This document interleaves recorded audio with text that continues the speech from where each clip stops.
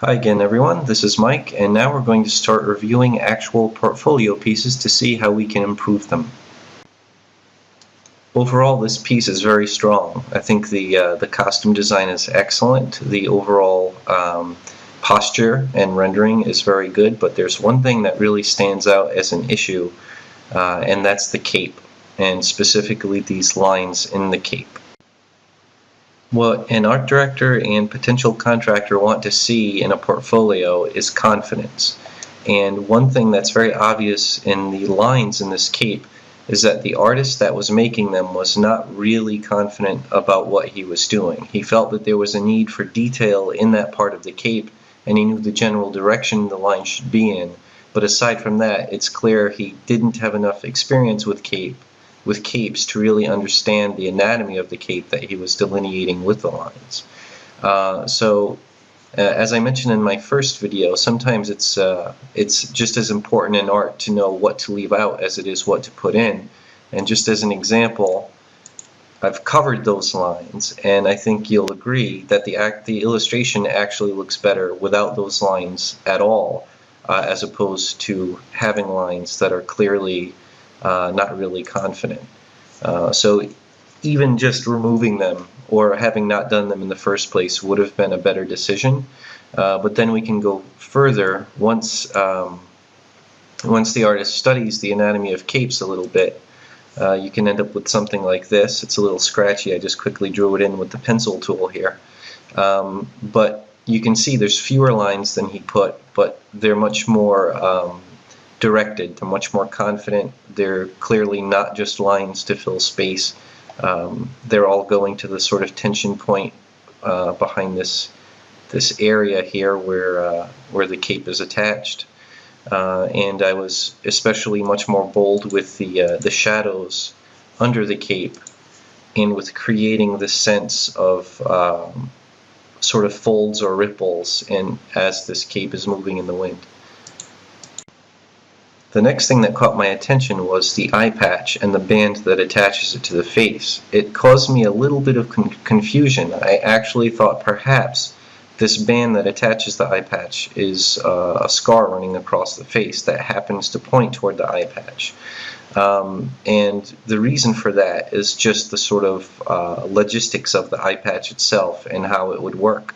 And to verify, I went on Google and typed in eye patch, and as you can see, which makes a lot more sense, the band on the opposite side of the eye patch goes across the forehead, and then the other side of the eye patch is where it would go around the back of the head. So it would be very unnatural and uncomfortable for an eye patch to cut across the bridge of the nose and the cheek. So that leaves the artist with a couple of choices. One choice is to get rid of that band altogether and just leave the eye patch, and perhaps there would even be an option of peeking a little bit of band through the hair, but that's not necessary. And in this case, I know the artist liked this feeling of this diagonal line, so you could also make the decision to turn it into a scar, which is up to you. If you like the presence of that diagonal line, you think it makes it more interesting, it's possible to keep it as a scar. But in general, it's not a good idea to keep something there that is just a little irrational and perhaps a sign of no research on something, or not thinking things through as thoroughly as one might. Eye patches are fairly common in character design, so it's a good idea to keep that in mind. Another thing to keep in mind, especially when drawing human figures or organic figures, whether they be animals or monsters or people, is the idea of the curve and the counter curve, or what you can also call the S-curve or reverse S-curve. And what I'm talking about is keeping away from making things based on lines that are overly straight. Nature has a way of balancing force, and for example, I'm going to draw on this layer I can hide later, but if you think of the character's spine, the spine would be curving this way, pelvis would start to curve the other way. You can see how that's a graceful S-curve. And this is especially true in the limbs as well, where the upper leg would bend out this way, and then the lower leg would actually curve the opposite way. And keeping these curves in mind can lead to much more graceful and elegant and dynamic figures. So what I recommend for the leg is two things. One, ideally, a very slight tweaking of the overall leg to get more of a graceful curve in there. But especially in this case, the artist designed a really nice, cool knee armor design, but it's almost a decal connected directly to the knee. So I would suggest bringing that out a bit, enlarging it a bit, to draw emphasis to the cool armor design, but to also help reinforce this S-curve we're going to. So I created this layer with an enlarged version that protrudes more from the knee, and I used that to help emphasize this graceful S-curve going from the top and then sort of inward here, and then I brought the calf out more so that we have this much more graceful curve. Another important tip is to always keep your skeleton and anatomy in mind, no matter what you're drawing, no matter how armored a person is. That limb is still a slave to the bones that sort of make that limb.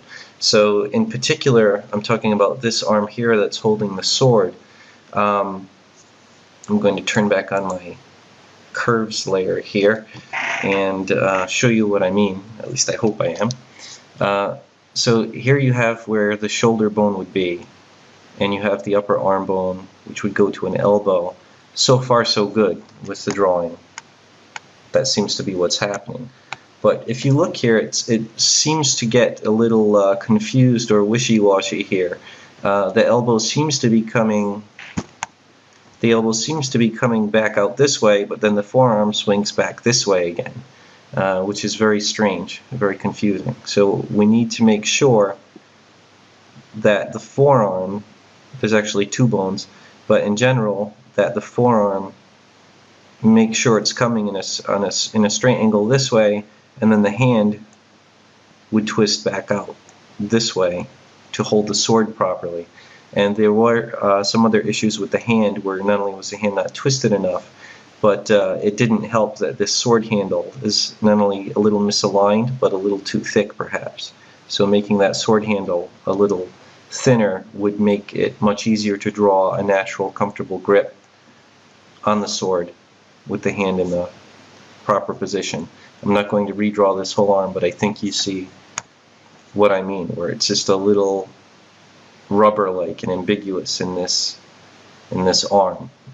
It has to follow the actual skeletal structure, and it'll just feel a lot more solid and strong and confident.